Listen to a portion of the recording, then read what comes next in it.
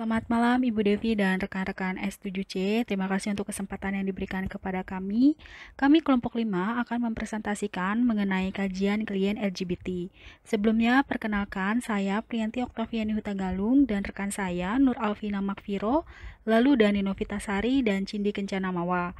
Berikut kami akan menjelaskan mengenai kajian klien LGBT yang akan dijelaskan oleh Dani Novitasari.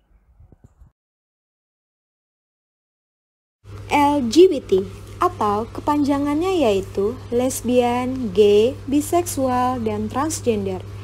Istilah ini digunakan sudah sejak tahun 90-an. Pertama, lesbian.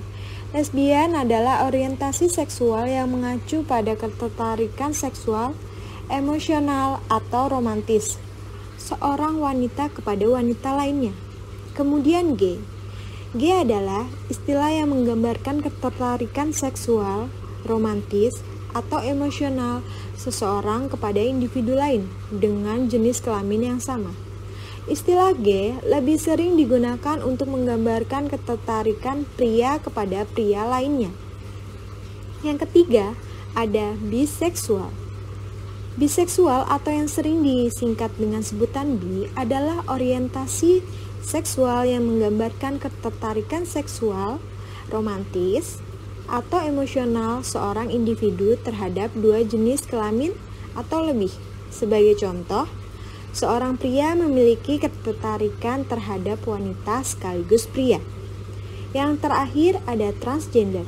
Transgender atau yang sering disingkat dengan sebutan trans merupakan istilah yang digunakan untuk menggambarkan individu yang identitas atau ekspresi gendernya, misalnya transpuan, yaitu wanita yang ditetapkan sebagai laki-laki saat lahir, dan transpria, yaitu pria yang ditetapkan sebagai perempuan saat lahir. Selanjutnya akan dijelaskan oleh Saudari Nur Alvina.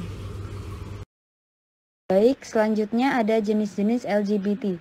Jenis LGBT itu ada heteroseksualitas, homoseksualitas, dan biseksualitas. Pertama, heteroseksualitas merupakan keterkaitan terhadap pasangan lawan jenis seperti laki-laki mencintai perempuan atau sebaliknya. Sedangkan biseksualitas yaitu ketertarikan kepada individu lawan jenis dan kawan jenis, seperti perempuan yang mencintai laki-laki sekaligus mencintai perempuan. Dan terakhir, homoseksual. Homoseksual mengacu kepada individu yang memiliki ketertarikan erotik, psikologis, emosi, dan sosial pada individu lain yang berjenis kelamin sama.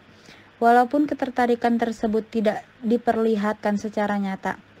Laki-laki homoseksual disebut dengan gay, sedangkan perempuan homoseksual disebut dengan lesbian. Selanjutnya akan dijelaskan oleh Saudari Cindy. Baik, terima kasih Saudari Vina. Selanjutnya ada faktor penyebab terjadinya LGBT. Yang pertama faktor keluarga, dan yang kedua yaitu faktor lingkungan. Faktor keluarga yaitu pola asuh dan pendidikan yang diberikan orang tua sangat berpengaruh pada anak. Ada banyak kasus ketika seorang anak mendapat perlakuan kasar, ia cenderung memilih LGBT. Contohnya, jika seorang anak mendapat perlakuan tidak baik dari ayah atau saudara laki-lakinya, maka bisa menimbulkan trauma dan ia menjadi benci terhadap semua laki-laki. Dan begitu pula sebaliknya. Tidak hanya dari faktor keluarga, lingkungan pergaulan juga bisa menjadi pemicu terjadinya LGBT. Kebiasaan pergaulan seseorang menjadi faktor penyebab LGBT yang paling dominan terhadap keputusan pilihannya masuk di komunitas LGBT. Selain itu, masuknya budaya dari luar negeri juga dianggap menjadi penyebab terjadinya LGBT di Indonesia. Baik, terima kasih Saudari Cindy. Berikut ada cara penanganan LGBT. Yang pertama, pendampingan dengan menggali penyebab awal sehingga pelaku tersebut memilih LGBT. Lalu ketika sudah diketahui penyebabnya, maka psikolog nantinya akan memberikan dukungan demi mengubah pola pikir pelaku LGBT untuk kembali menjadi normal. Yang kedua, konsultasi identitas seksual dengan dokter. Sigmund Freud, pendiri aliran psikoanalisis yang amat legendaris dalam bidang ilmu psikologi pada tahun 1935 ini, menyatakan bahwa LGBT itu bukanlah suatu penyakit, dan LGBT yang telah disembuhkan itu melalui konsultasi identitas seksual dengan dokter.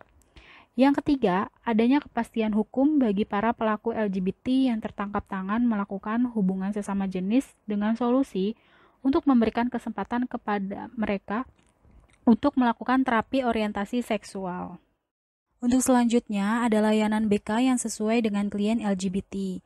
Yang pertama, konseling dengan pendekatan RIBT.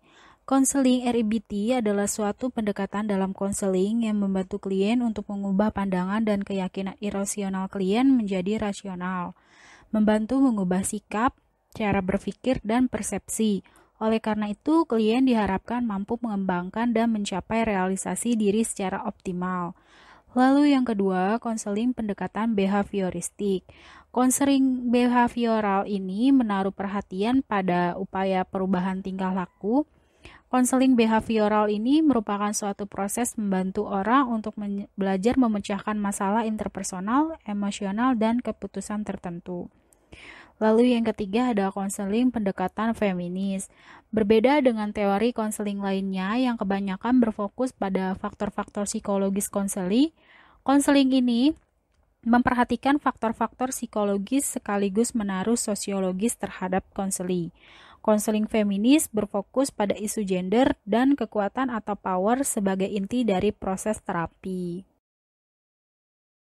Baik, sekian presentasi dari kelompok kami. Jika ada yang ingin ditanyakan, dipersilakan.